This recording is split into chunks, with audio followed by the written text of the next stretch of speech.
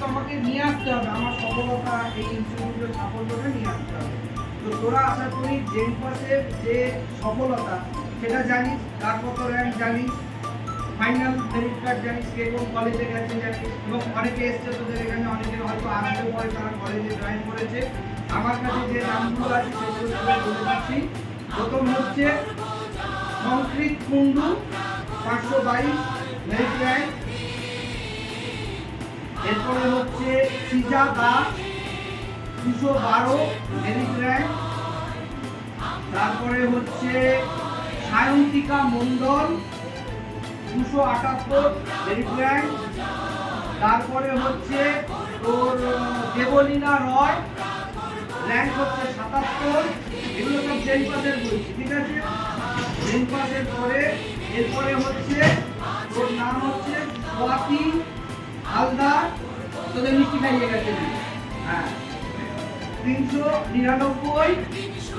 আচ্ছা, এবারে তোরা হয়তো আগামী দিনে জিএনএমও দিতে পারিস অনেকেই এর মধ্যে, কারণ এদের মধ্যে অনেকে জিএন পাস জিএনএম দুটো দিয়েছে, তোরা জিএনএম দিতে পারিস। এবার জিএনএম এর র্যাঙ্ক গেল, এই জেন পাসের র্যাঙ্ক গেল, এবার জিএনএম এর র্যাঙ্ক যদি আজকে এখনো পর্যন্ত যারা পাঠিয়েছে, আমরা তো ডাউনলোড করতে পারবো না, যাদের যাদের তারা পাসওয়ার্ড দিয়ে আমাদের কাছে এখনো পর্যন্ত যা এসে পৌঁছেছে, তার মধ্যে হচ্ছে দিশা বিশ্বাস মেরিট র্যাঙ্ক হচ্ছে 58, সরি এএনএম হচ্ছে 55, ডিএনএম হচ্ছে 58, কোন হচ্ছে 88। তারপরে হচ্ছে আমাদের এখানে স্নেহা রয়ের র্যাঙ্ক হচ্ছে 930। এখানে সরকারি সিট কত জানিস? 3000 সরকারি সিট। ওখানে যেমন আমাদের জেন পাসের জন্য 1000 সরকারি সিট, ডিএনএম কিন্তু প্রায় 3000 সরকারি সিট।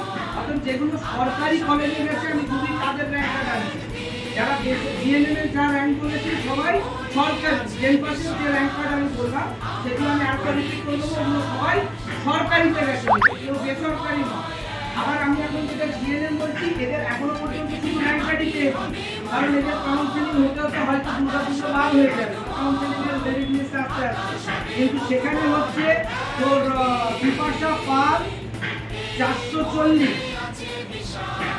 দীপিকা অধিকারী 2422, 78 পেয়েছিল। আমি সবার নাম্বারটা বললাম না, শিখা ঘোষ 584, হয়ে যাচ্ছে। মৌমিতা বেরা 715 র্যাঙ্ক এগুলো। আচ্ছা, এরপরে হচ্ছে কৌশিকী দে 3700। তারপরে হচ্ছে প্রিয়াঙ্কা সর্দার 3400।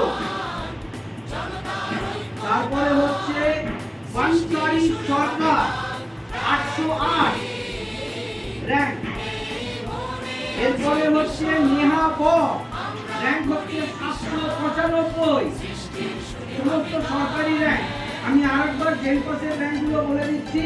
সংকৃতি কুন্ডু 522, বিএইচ এর জন্য কিন্তু 195 বিএমআর।